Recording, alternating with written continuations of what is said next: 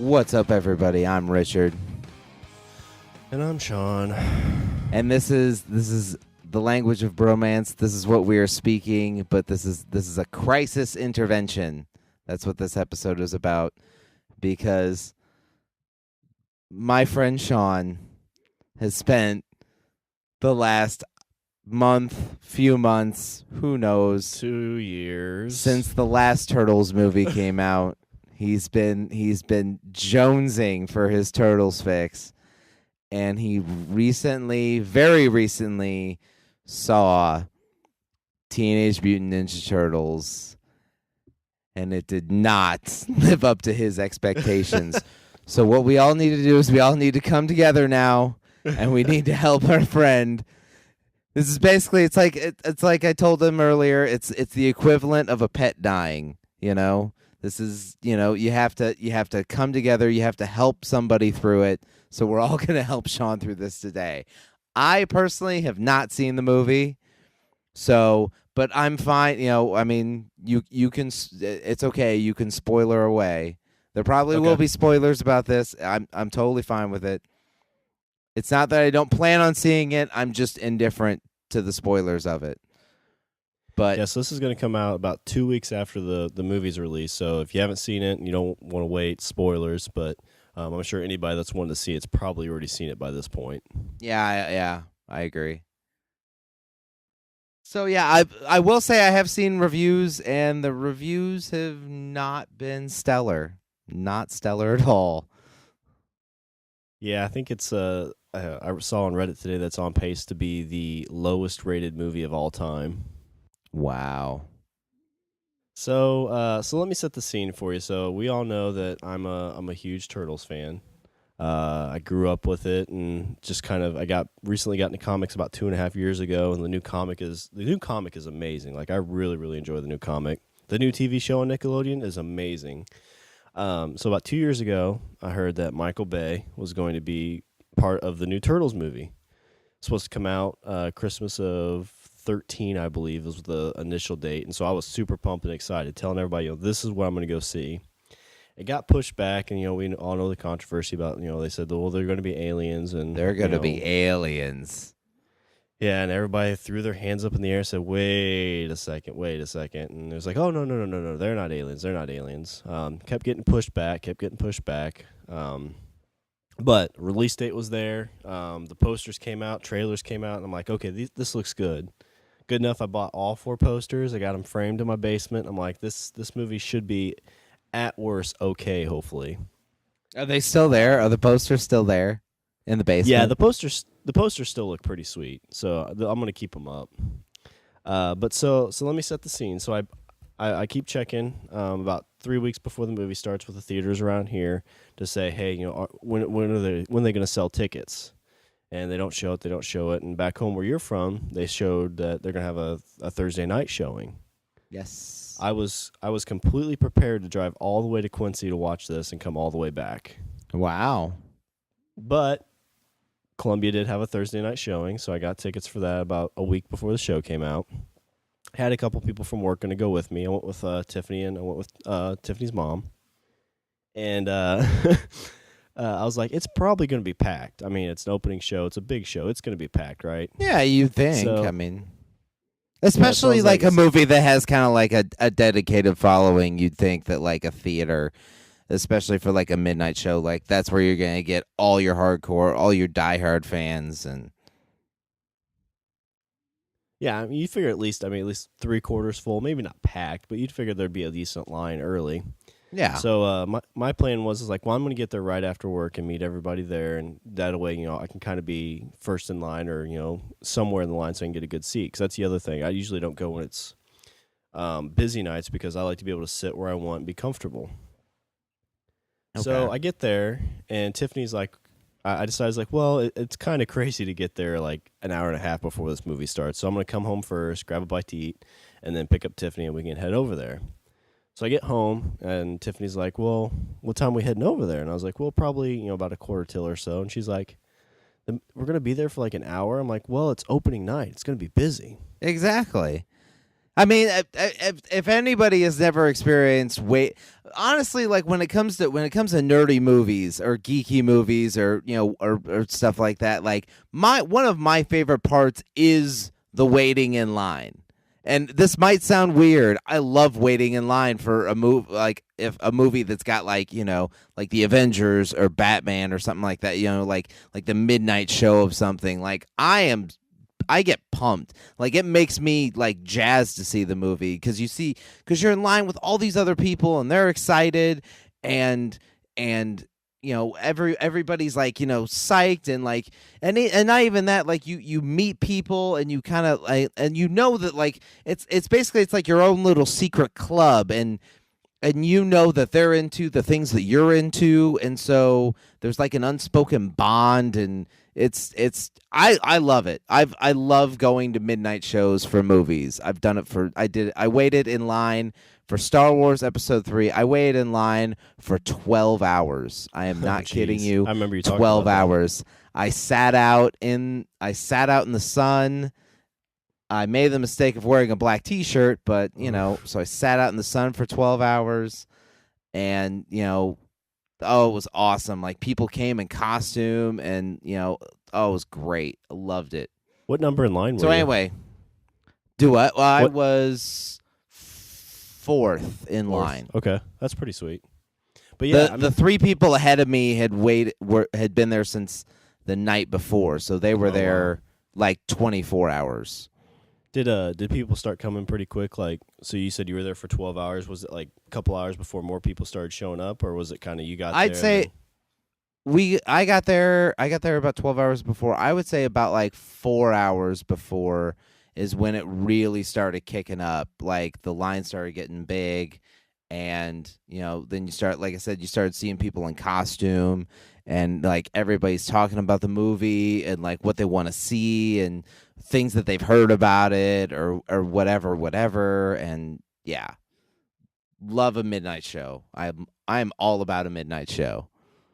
I didn't think about that specific scenario, but I remember you saying long ago that you stood in line, so that was kind of in the back of my mind. Like I remember people talking about that, and so I was kind of in the mood for that. Like I know it was going to be kind of weird with Tiffany and her mom there, but her mom's kind of like open to that, Comic-Con-y type stuff. So I've never really got to experience that, where I go to some place and there's that, like you said, that unspoken bond where, I kind of wanted to be standing there with people and people notice my shirt because I wore my Shredder shirt. That was pretty cool. I just got. And, kind of people like, oh, yeah, hey, that's a sweet shirt. I'm like, yeah, I like your shirt too. Or, oh, hey, your costume's pretty cool. I was kind of best friends. Yeah, I know. I was really in the mood for that, just kind of that, geeky bondness stuff. Yeah. But I'm like, okay, well, let's just get there about 10 till or so. I'm sure we'll still be fine in line and everything. But we get there. It's like 5:45, 5:50. It's a 7:00 show. There's nobody there. There's absolutely nobody there. And Tiffany's like, "Wow, I'm glad we came early." I'm like, "Oh yeah, me too. I'm sure people will start showing up soon." So we walk up to the front line.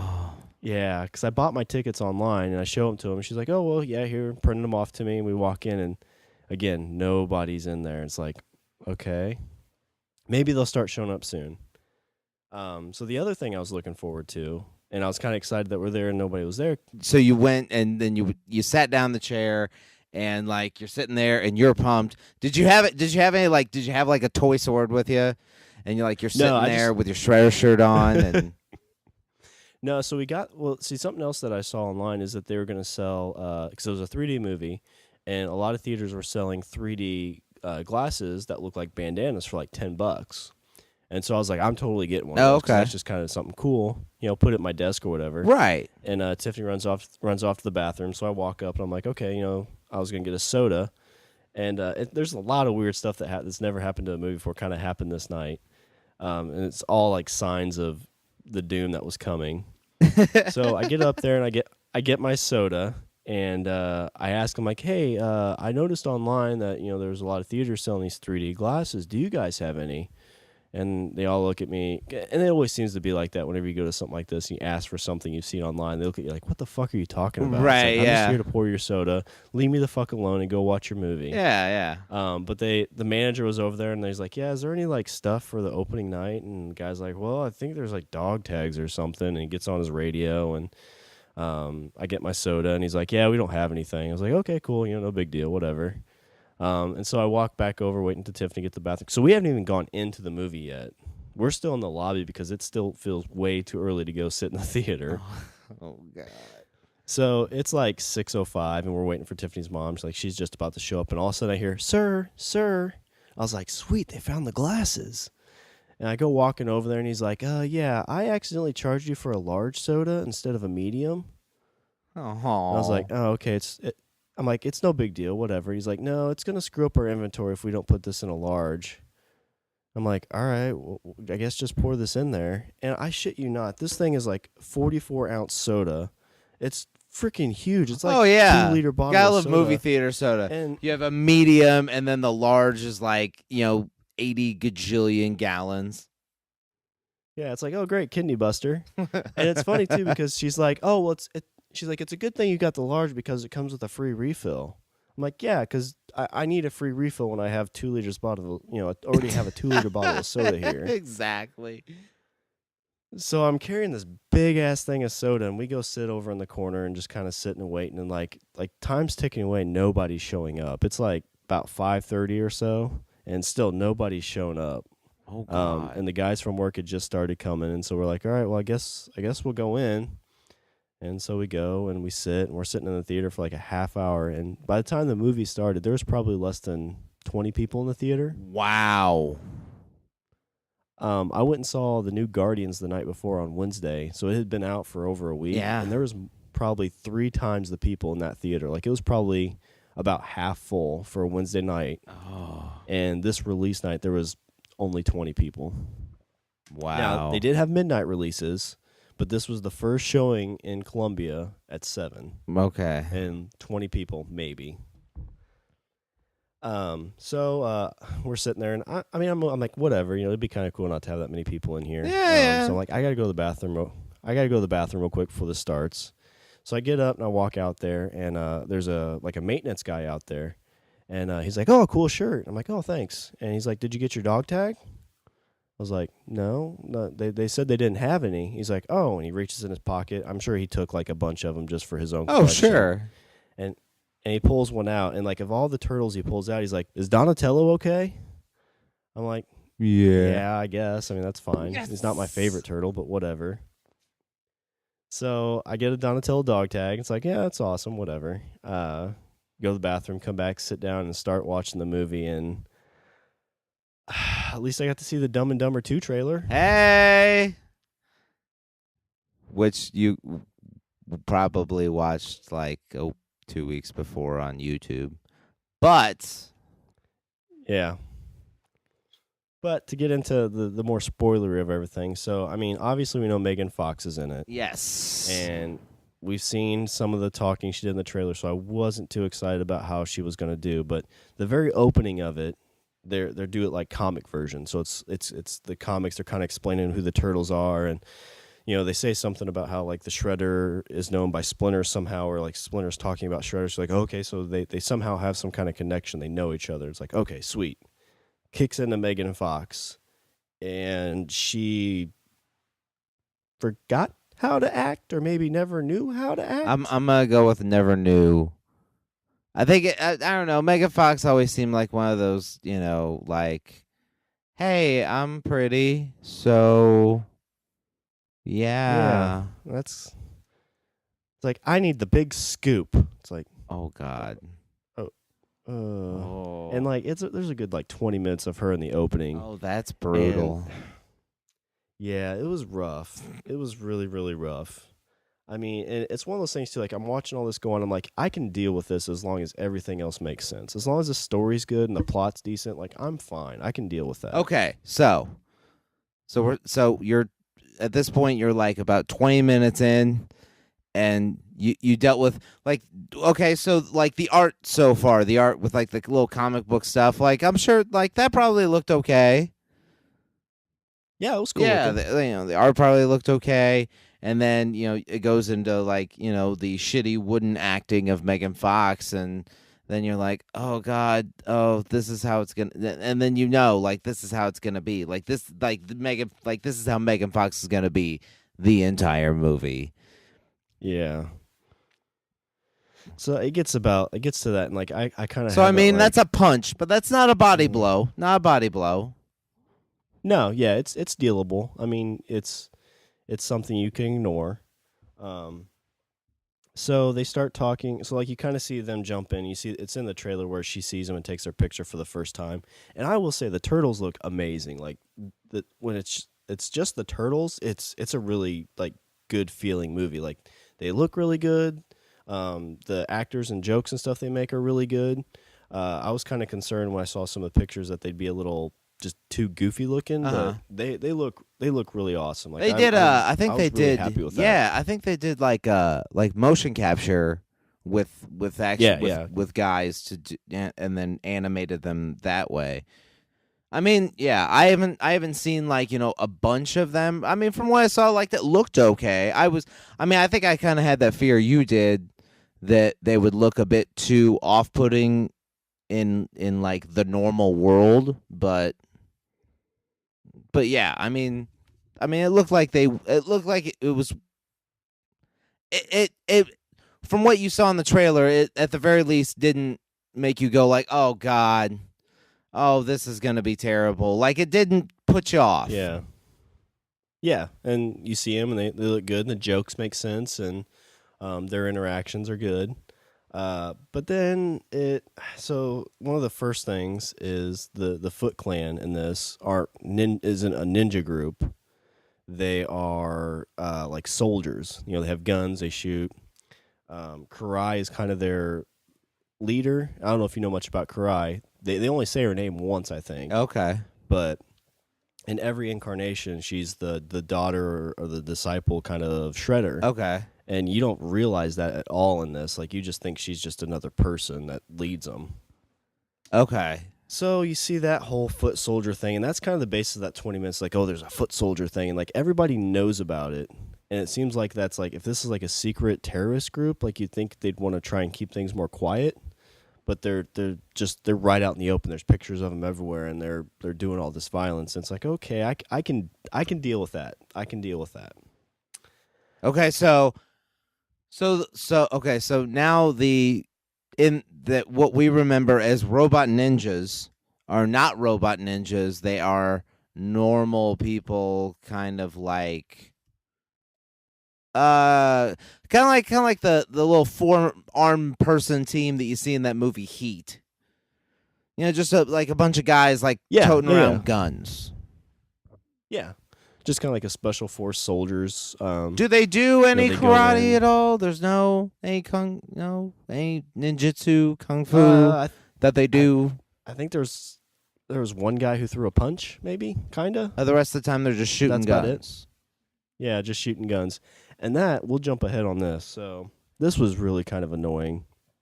They say this in the trailer too, is you see them getting shot at and all four of them look at each other like, oh yeah, we're bulletproof. And I was like, okay, they're shells. Yeah, that makes sense. They're bulletproof on their shells. But there's a scene where Raphael is basically flexing and the bullets have hit him in his chest and they're just popping out of him.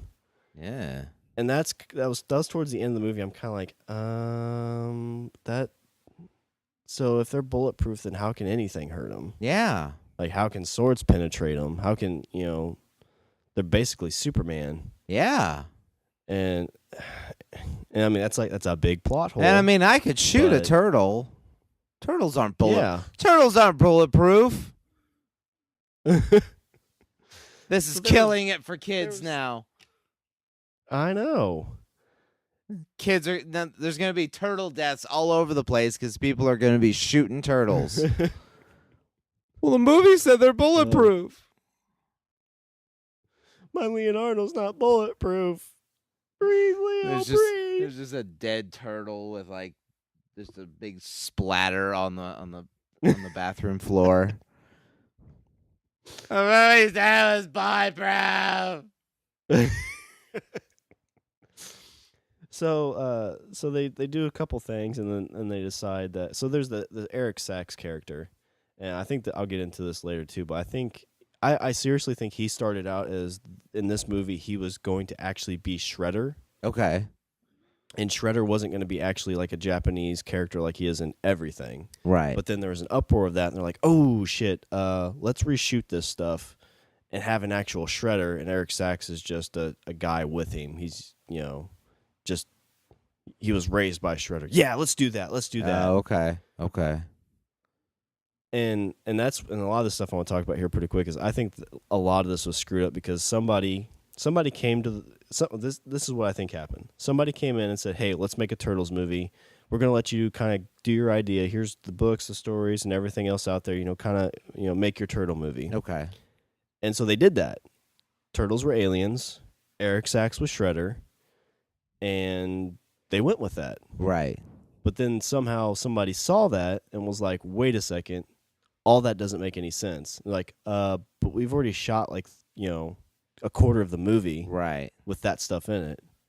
And it's like, well, cut out the pieces of that. Just put in this Japanese guy in the shadows. He's Shredder. You don't really learn anything about Shredder. He's just there in the shadows. And So you don't Eric really Sachs see is Eric Shredder Sachs. like for the movie? Well, like you don't see him get in the suit or anything like that, but the times he's out of the suit, like I don't think they mention Oroku Saki at all. Oh. And he mentioned something about bringing the foot back to power, and I kind of think they've left a lot of that vague. So when they make a second one, maybe they can try to fix that. Okay. But like he doesn't really interact with the foot at all.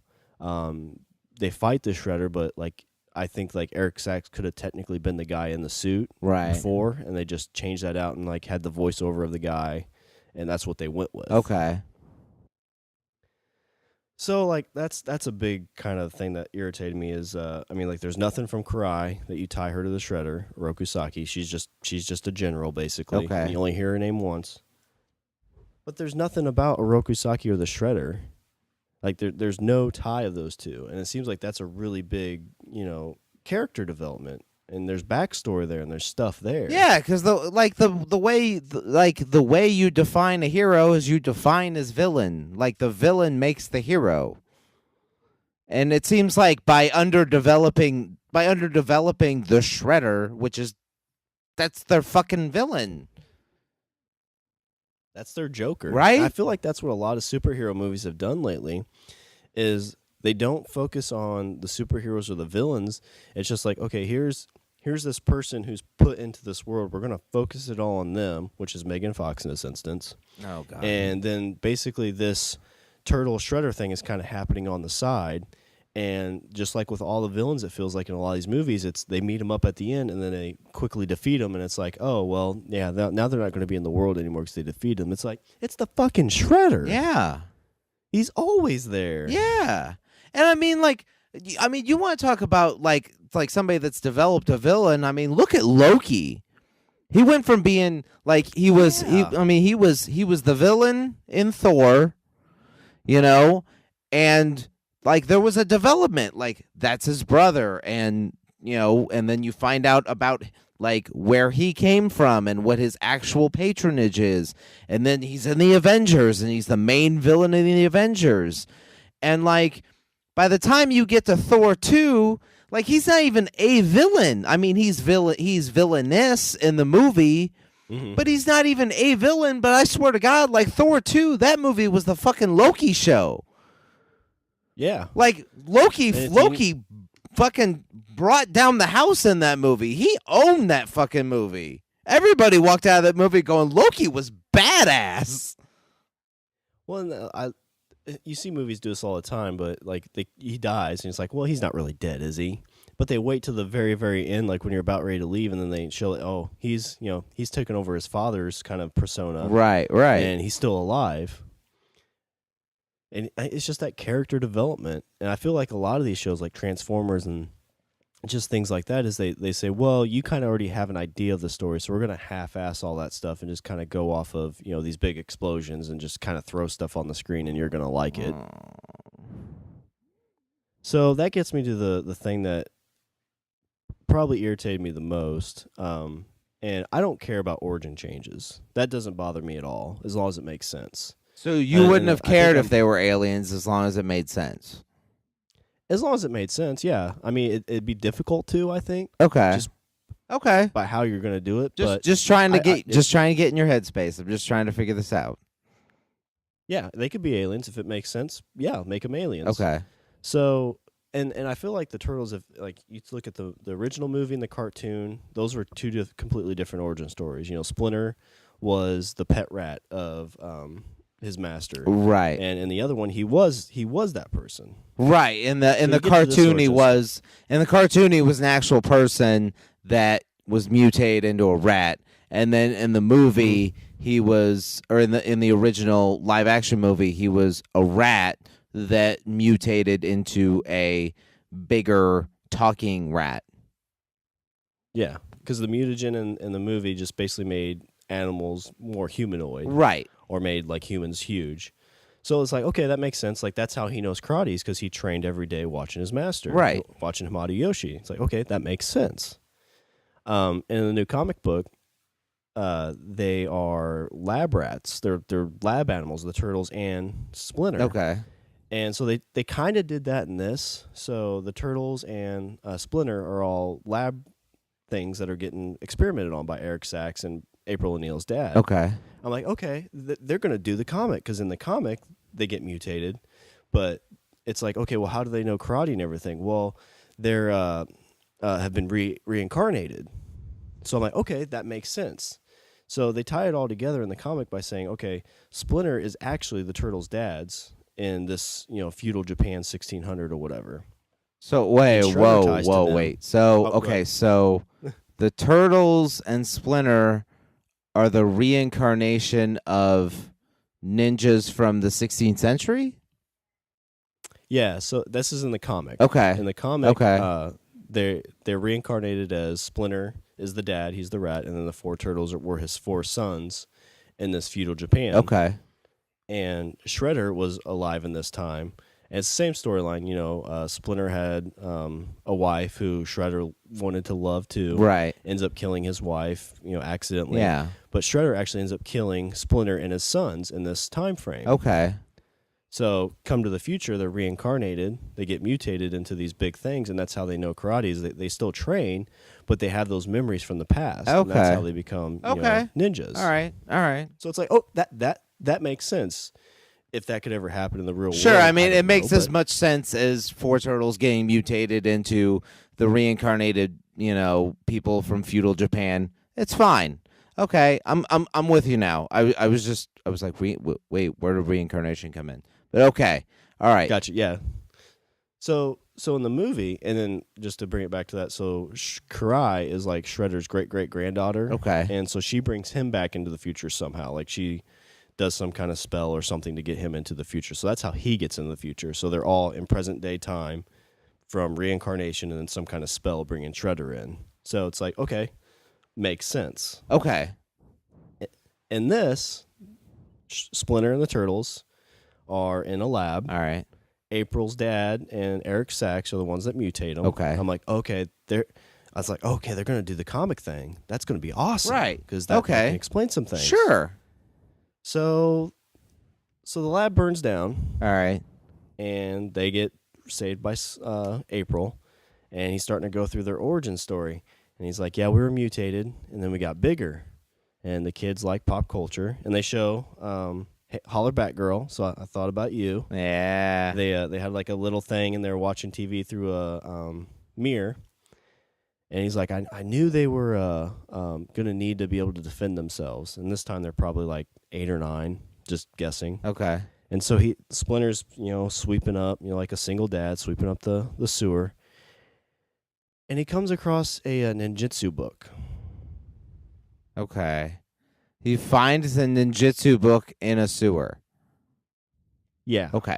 And that's how the Turtles become master ninjas, is because Splinter found a ninjutsu book and taught himself ninjutsu and then taught it to his sons. Oh. So they all learn it from a book? It's like Yeah. How to Be a Ninja in 12 Easy Steps.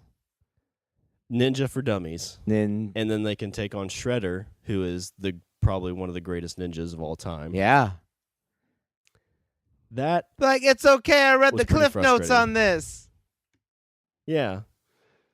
I was just like, really? That seems like From a book? that just seems like kind of a cop out. Like, it just seems like that Yeah. you could have done something else with it. Okay,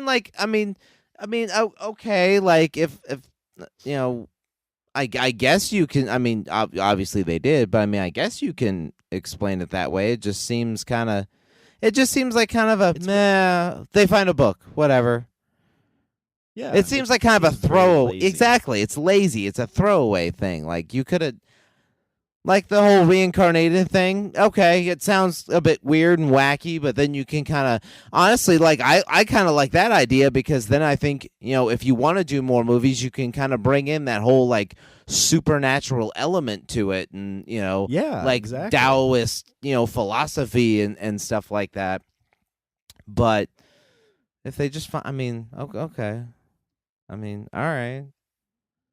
I mean, like, I think I would have been more open to them, like, somehow sneaking into, like, putting on weird outfits and going into, like, a karate studio and taking karate for 10 years. But, you're going to tell me that. And then they show Splinter as being a lot more, like, skilled than the Turtles. And it's like, well, how's he more skilled? Yeah, I mean, like, he's read a chapter ahead.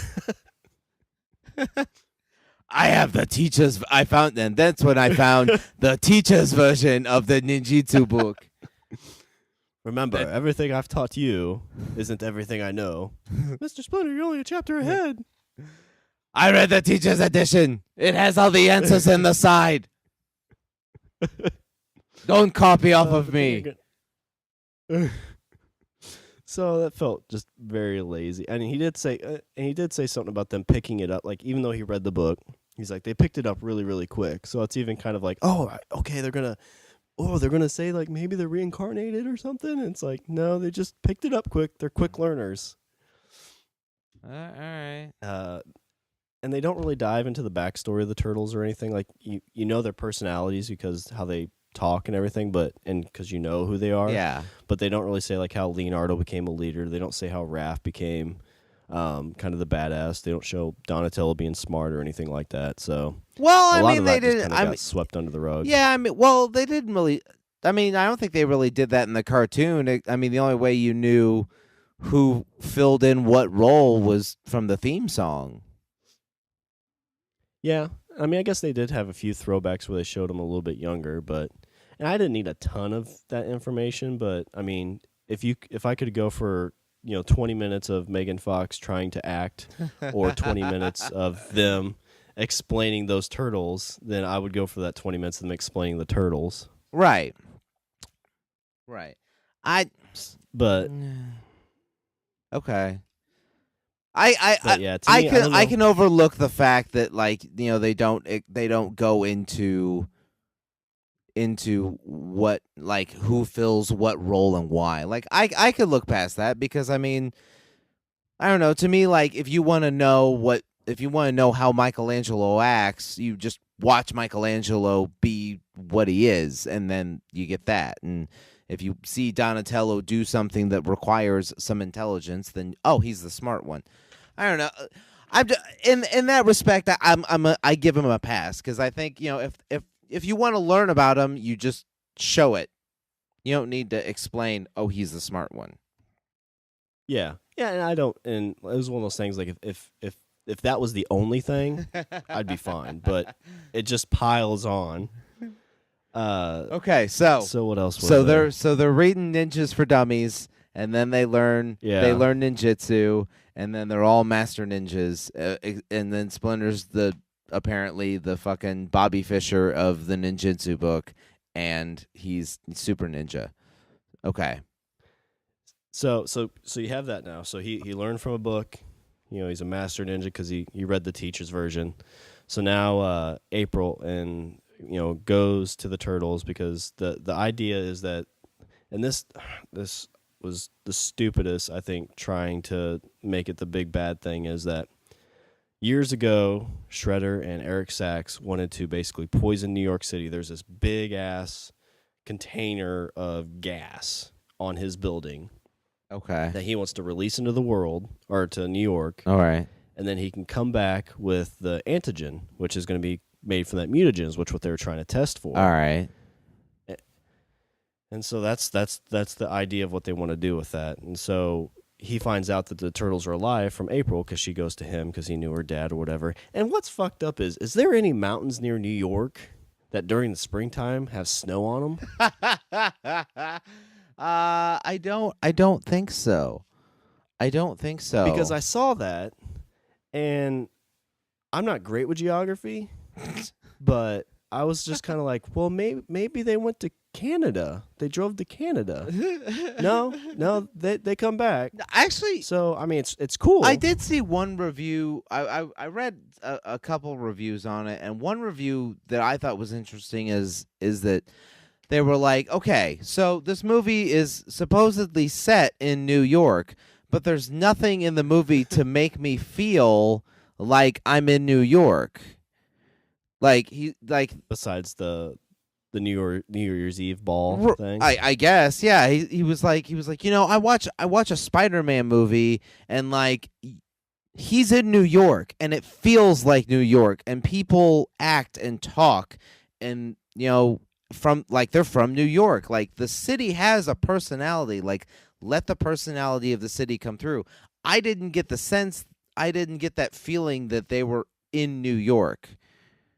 And I see what you were saying about like the geography. Like if they're going from a city like New York City to like a snow-capped mountain in a matter of minutes, then maybe they're traveling by map, like on the Muppets.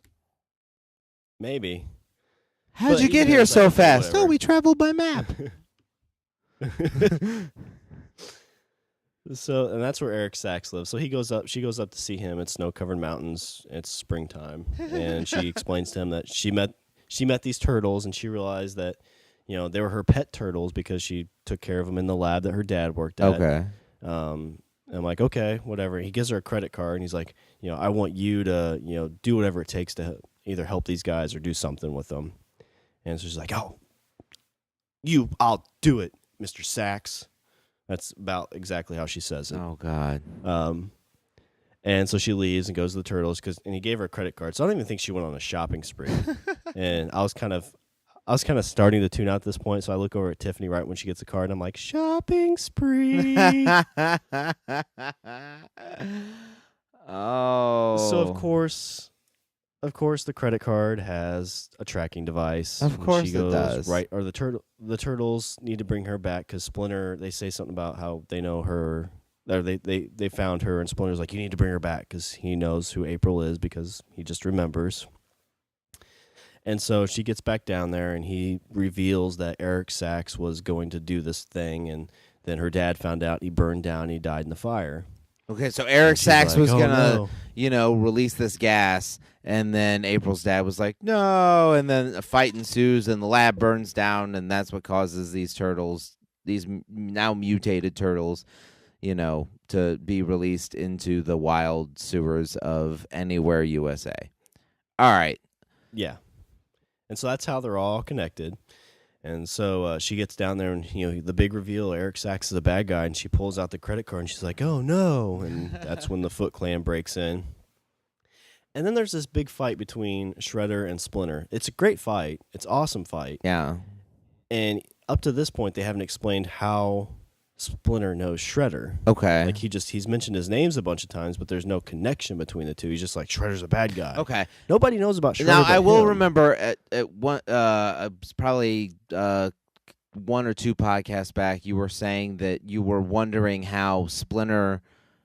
You were saying you saw a trailer and Splinter apparently knew who April O'Neil was, and you were wondering how they were going to make that connection, which is explained because she took care of him in the lab and whatever. Okay. Yeah. So that's how he knew her. So apparently, I was worried somehow. Oh no, go ahead. I was gonna say somehow that I was worried that he was gonna end up being her dad, Right. and that was gonna be really weird. Because my first thought is like, well, if it's her dad, how's he know karate? How's he know ninjutsu? Yeah. Well, obviously He- he's just gonna read a he fucking just book. he read a so book. It's no big deal. Yeah. That's what I didn't know that's all it There's took. something awesome. Now I should learn ninjutsu. I guess. gotta I find know that's what we need to do. I gotta find a book. But don't get ahead of me though, because I want us to be on the same playing field. I will be your That'd be unfair Splitter. if you read a chapter. I will be your Master Splitter. Okay, but we digress. Don't know the connection between Shredder and Splinter, and it's going to be revealed? There's nothing. Those two fight, and Splinter's holding his own, which, again, it's like... I feel like it's like somebody who's trained their whole life to play, like, I don't know, like, let's say basketball. Maybe they're the same height as me, but they've been playing basketball their whole life. Yeah. And I'm like, I'm going to read a basketball book, and then I'm going to play you one-on-one. And I'm going to basically compete with you. I mean, you're still going to beat me, but, it's going to be close. It's like, no. If somebody's training at something their whole life and is like a true master at it, they're going to kick your ass. Yeah. But Splinter holds his own. Yeah. Okay. And the three turtles get taken away, and then there's the big snow scene that you see. But the idea is they're pulling that mutagen out to basically be able to save everybody in New York. Okay. And once they get that pulled out, they fly out and they release the toxin, or try to, and they do the countdown timer. And of course, the turtles stop it just in time. Of course. And So the whole so far the last half hour, 45 minutes is probably fairly has been fairly predictable. yeah, I want to read this book. Yeah, the ninjutsu right? book. Like this It's seems gotta like be. the I mean, it's gotta awesome be something fucking amazing. book. And when they opened it up, it was just like step by step things. So it looked like a yoga book, like when they tell you to do poses. So Thank God they didn't find a Kama Sutra book.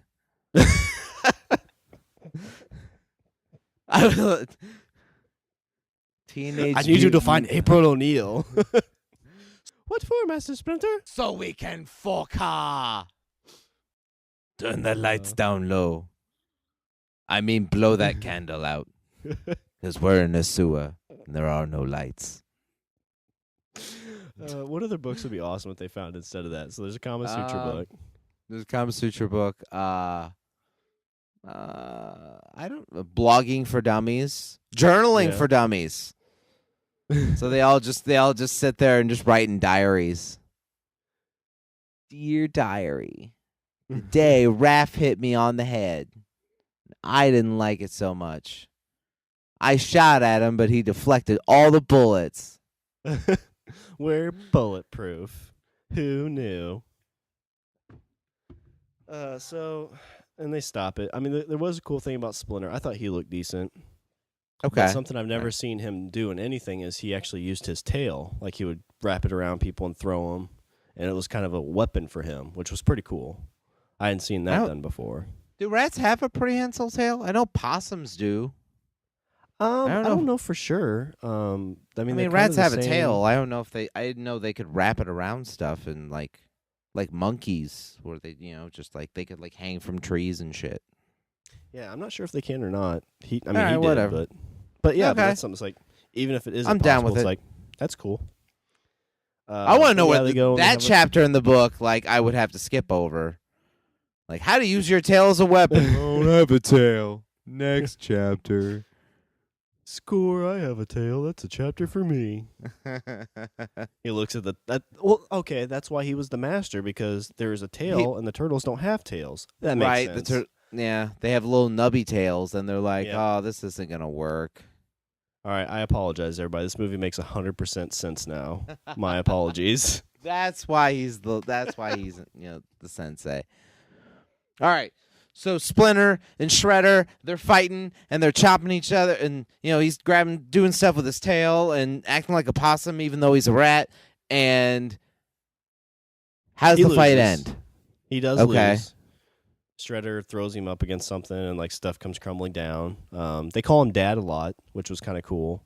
You don't really hear him called Dad in many things. Oh, yeah. So that happens, and then the three turtles, Leo, Donatello and Michelangelo all get kidnapped and taken to Eric Sack's place. They start, Raph got away from him, so he's like, we got to go save my brothers. They go save the brothers. All right. And when they get there, they're getting basically like all the blood taken out of them because that's what they're going to use as the antigen. Okay. And so there's a cool fight between Raph and Raph and a Shredder. And something else I've never seen done before in the Turtles is Shredder stepping on Raph's shell and cracks it. So he steps on it and it cracks. Yeah. Even though it deflects. Bullets can't. Yeah. So apparently his foot. See, that's why they're the Foot Clan, because it's all based off Shredder's foot, which apparently can smash Kevlar. There was I can't remember exactly what they said. So when they were talking about in the beginning, they were talking about the Foot Clan. It's like, you know why they're called the Foot? Because they stepped their foot over their enemies. It's like, what? What? That doesn't make any sense, but all right. And that's like the first 10 minutes of the movie, so it's downhill from there. But yeah, and then there's a cool part when they're in there and they get shot up with adrenaline because they're about to die, but April saves them by shooting them up with adrenaline, and they just like start freaking out and flipping around. And they're all like hyped up like, kids on Mountain Dew. So, right. That part was kind of neat. But the ending of it's pretty much your typical ending. They go to the top of the tower, they fight Shredder, they stop him, and Shredder falls off the building and falls down and touches some mutagen, and he's still moving, so he's still alive. So there's the second one. Okay. Yeah, and Splinter's still alive. They give him mutagen, and he regenerates, so he's healthy again. So everybody's all better. Yeah, everybody's all better, and they're good to go. Whoa. And credits. Wow. So it's one of those things, like I said a little bit earlier, but I really feel like I said, somebody came in with an idea, and then somebody said that's not going to work, and they're like, well, we're too far into this process to just can it. So do what research you can. If this makes money, make it vague enough that we can do something in the second one. Well, I mean, first question I have is, why is Raphael always kind of like the main character in these movies? Well, have you ever noticed that? It seems like okay, so like in this one, Raph gets away, and then he's dealing with I'm sure like there's a little moment of like inner struggle, like with him, gotta save my brothers, and like in the first live action one, like he like out of the four, the one who gets the most screen time, sans the other turtles is Raph. And I don't know why that is. I was just curious if there was a reason. I don't know if there's a specific reason. I think maybe just because he's already the loner, so it makes sense that he would be off on his own. All right. But that's probably about the only reason. I think in this one they could have. They probably could have only picked him or Leo to really make this part work. Where somebody's like, oh, okay, I got to save my brothers because Michelangelo, I don't know if could have really done it. Donatello probably could because he's smart enough. He'd figure something out, but... Right, yeah. Okay, I was just wondering. Just curious. It just feels like just there's just too many rewrites, and I think they're trying to set it up that they left everything vague enough that, maybe in the next one they'll be like, okay, let's say that they were reincarnated, so that gives some backstory, and we'll actually talk about Shredder and Cry and actually make it the Shredder Cry turtle story. Well, I think that there was a word that you said, I think, that sums up the movie kind of perfectly, and that is lazy. Yes. The movie seems lazy. From what I'm hearing, like, they kind of skirt around this, and they kind of like they do this, and like it just seems like the movie is like lazily put together. And that's I think that probably is what pisses you off the most, is because you felt like you personally, you probably felt like they weren't taking the movie seriously for you. I mean, as seriously as you can take a movie about 4 mutant turtles, I get it, but it means something to you, and the fact, and it I would say that probably to a point it's almost like you felt like they were treating the story of the turtles and their villain and the relationships between everyone. They were kind of treating it as a joke. Yeah, for the most part. I mean, it's one of those things that, like, I understand this isn't, the most important thing in the world. It's something I enjoy. It's something I look forward to.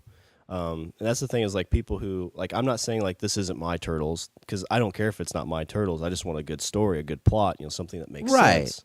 Yeah. So it doesn't have to be my 90s or my 91 live action Turtles. That's fine with me. And then you get the other people who are like, oh, it's just a movie, who cares? It's just a movie. And it's like, well, yeah, it is just a movie, but it is just a movie, but that doesn't mean it can't. I mean, just because it's a movie, it doesn't mean that it can't be something. It doesn't mean that it can't be something special, or at very least, like, mean something special to someone. And I think when you put a movie together lazily, and when you treat it like, and when you don't give, when you act like, oh, who cares? It's just a fucking Turtles movie. Like, that shows. Like, it shows that just basically that you just didn't really want to make this movie, that you were just kind of making it just, I don't know, maybe out of boredom, maybe because, hey, we'll slap a license on it and we got money. I mean, who knows? But it sounds like they just kind of threw something together, and I'm sorry, but that's why they're getting eviscerated on the internet, because I honestly haven't seen one good review of the movie on the internet. I mean, granted, it's the internet, but I mean, you look at like Guardians of the Galaxy is getting rave reviews on the internet. I mean, say what you will about the internet. I mean, it's a place where, anybody, if you want to find somebody to tear you or something you like down, go to the internet. But I haven't seen one good thing about this movie on the internet. The only thing I've seen is there's, like, some people making comments on some Facebook posts, but a lot of them are just saying, like, oh, it's just a movie, quit trying to be like it's your 90s TV. It's not the 90s, it's this. And it's like, oh, yeah, that's fine. And, like, kids will love this movie. You take a 9 or 10-year-old or 12-year-old this movie, they'll love it. There's a lot of action. There's a lot of coolness. But, like the 91, there was plot there. There was, there was stuff in there that made sense. Well, there was a story. I mean, yeah. It's like I said, like, I got the impression that, say what you will about the 90s movie, I thought it did as good as it could with what they had. It was an independent movie, too. They weren't financed at that point by a big studio, so they just kind of made it how they wanted to. Right. And I mean, and a perfect example is, like, I watched, I went with you to watch the Turtles movie they made 2 years ago, and I liked it. I really did. Yeah, it was good. It had a good solid story. I mean, and that they didn't even have the Shredder at all in that fucking movie. Like, he didn't make an appearance. There was nothing in there. They kind of tease it at the end of it, but there is nothing. There is no. I mean, they reference him, but there's no visual. There is no appearance. There's nothing, and it's a good movie. There's a plot. There's a story, and it's there's structure and. But, like, with this, it just seems like they just kind of meh. Yeah, it's like, you know who the Turtles are, but we're going to make this kind of the Megan Fox with the Turtles in it and go from there. They read a book. No.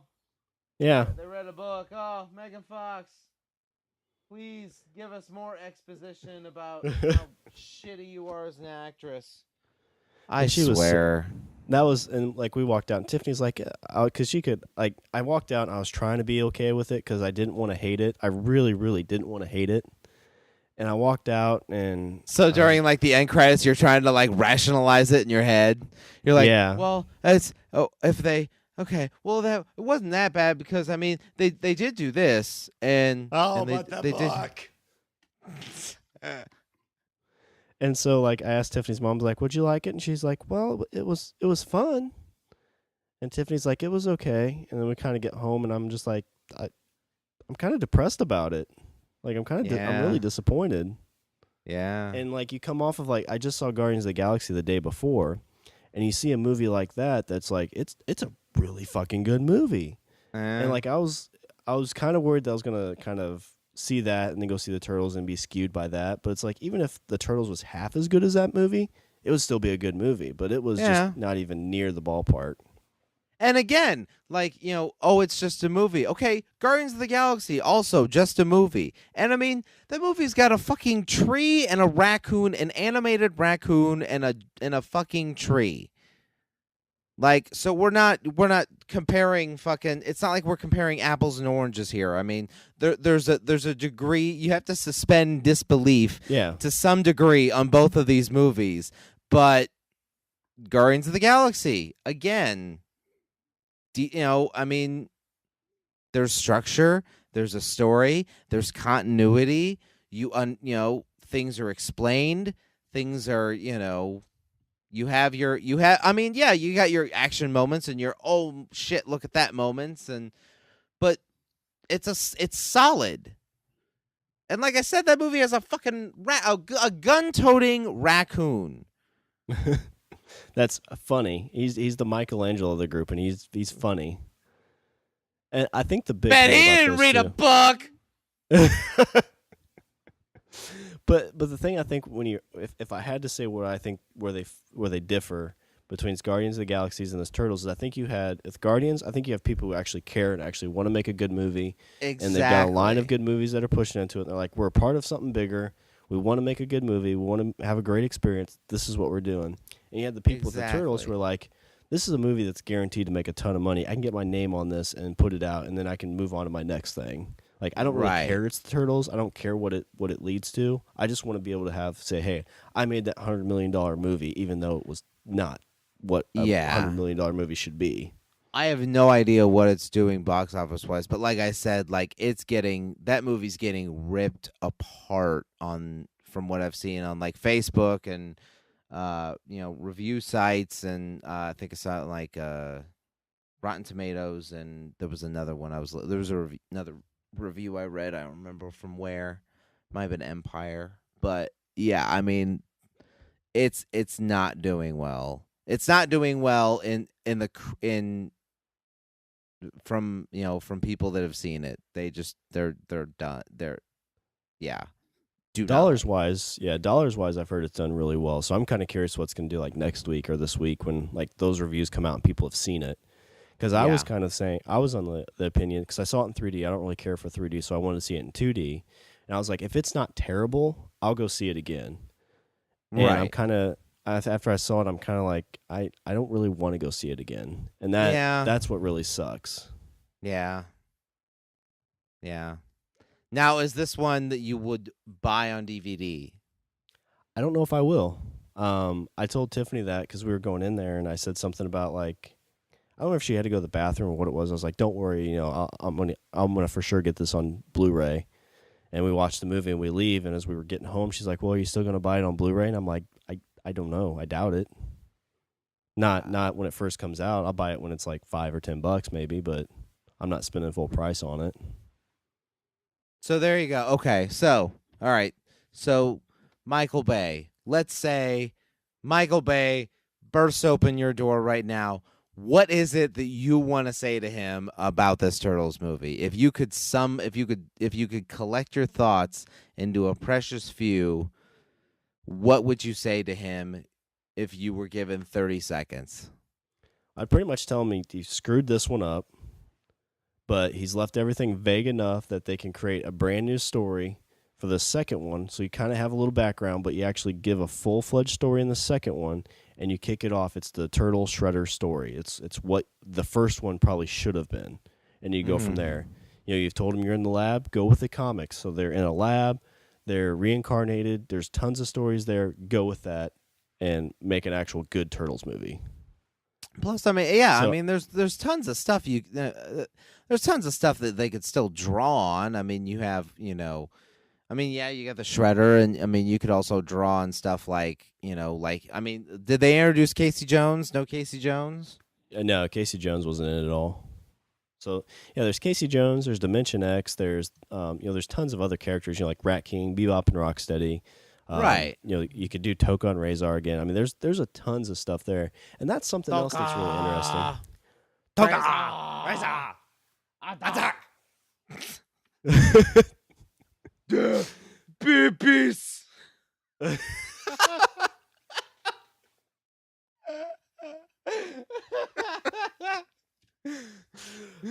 love that movie. I laugh out loud every time that happens. And see, Then we yeah, do that. Turtles 2 wasn't fantastic, but it was kind of campy. So it was funny Yeah. in it was funny in a campy sense. Turtles 3, I don't know. I think I did watch it once, and then I don't know what happened after that. But I mean, my biggest fear, I think, in this is I kind of have the feeling like when I came out of like the Batman Begins and the Dark Knight is more so with the Turtles, but it feels like they're just like slowly starting this thing up. So it's like they'll come out with a second one and like nothing's really going to happen. You know, the Shredder's not the Shredder still. And they're going to come out with a third one where the Shredder's still like just starting to turn Shredder, then he's dead. Yeah. So that's kind of my fear on Well, that. I'll tell you what. Considering the way this movie so far is playing out, that they need to do something. They need to breathe some life into this fucking dead corpse that they've cadavered. Well, it's just like, I mean, like Transformers, didn't like the third or fourth one have like really, really bad reviews, and they kind of, you know, they kicked out the main star, they brought in a new star with Mark Wahlberg, and they kicked off this new movie. But it kind of does the same thing, like it doesn't explain a lot of stuff. It's just like big flashy things happening. Yeah. So basically, to sum this up, we're saying that Michael Bay is a terrible director. You know, Yeah, because and he he did didn't the even direct this Transformers one. too. Yeah. Yeah. But I mean, he gives Yeah. great speeches. I mean, he comes up and shows TVs and says, Don't sentence, watch and then walks anything away. that Michael Bay is attached to. That's our point. Except The Rock. Have you The seen Rock was pretty good. Yeah. Have you seen his thing where he goes on stage to introduce some new TV or something? It's like a 72-inch TV. Have you seen that video I think online? so. I think I saw. Wasn't there one where like he fucked it up? Yeah, he gets out there. He's like, "So TVs are good for stuff, and I gotta go," and like just walks off. And the guy's like, "Oh well, Michael Bay." Yeah, everybody. I did hear about that. Yeah.